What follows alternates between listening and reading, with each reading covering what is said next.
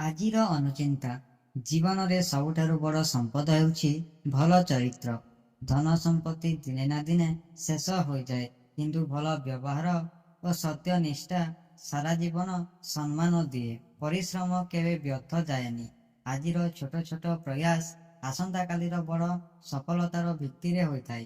ତେଣୁ କେବେ ହାର ମାନନ୍ତୁ ନାହିଁ। ଯିଏ ସମୟର ମୂଲ୍ୟ ବୁଝେ, ସମୟ ମଧ୍ୟ ତାକୁ ସଫଳତାର ଉପହାର ଦିଏ। ସମୟକୁ ସମ୍ମାନ କରନ୍ତୁ, ଜୀବନ ସୁନ୍ଦର ହୋଇଯିବ। ଭଲ କଥା କହିବା ପାଇଁ ଟଙ୍କା ଲାଗେନି, କିନ୍ତୁ ଭଲ କଥା ଅନେକ ହୃଦୟ ଜିତିପାରେ। ସବୁବେଳେ ମଧୁର ବ୍ୟବହାର କରନ୍ତୁ। ଜୀବନରେ କେହି ଆପଣଙ୍କୁ ଛୋଟ ଭାବିଲେ ଦୁଃଖ କରନ୍ତୁ ନାହିଁ। ନିଜ କାମ ଓ ସଫଳତା ଦ୍ୱାରା ଉତ୍ତର ଦିଅନ୍ତୁ। ସତ୍ୟର ପଥ କଷ୍ଟକର ହୋଇପାରେ, କିନ୍ତୁ ତାହାର ଶେଷ ସବୁବେଳେ ସୁଖ ଓ ସମ୍ମାନରେ ଭରିଥାଏ। ଅନ୍ୟର ସଫଳତାକୁ ଦେଖି ଈର୍ଷା କରନ୍ତୁ ନାହିଁ। ନିଜ ଲକ୍ଷ୍ୟ ଉପରେ ଧ୍ୟାନ ଦେଲେ ଆପଣ ମଧ୍ୟ ସଫଳ ହୋଇପାରିବେ। ରାଗରେ ନିଆଯାଇଥିବା ନିଷ୍ପତ୍ତି ଓ ଅହଙ୍କାରରେ କହିଥିବା କଥା ପରେ ଅନୁତାପ କାରଣ ହୋଇଥାଏ। ମାତା ପିତାଙ୍କ ଆଶୀର୍ବାଦ ଠାରୁ ବଡ଼ ଧନ ଏହି ପୃଥିବୀରେ କିଛି ନାହିଁ। ସେମାନଙ୍କୁ ସମ୍ମାନ କରନ୍ତୁ। ପ୍ରତ୍ୟେକ ସକାଳ ଏକ ନୂଆ ସୁଯୋଗ ନେଇ ଆସେ।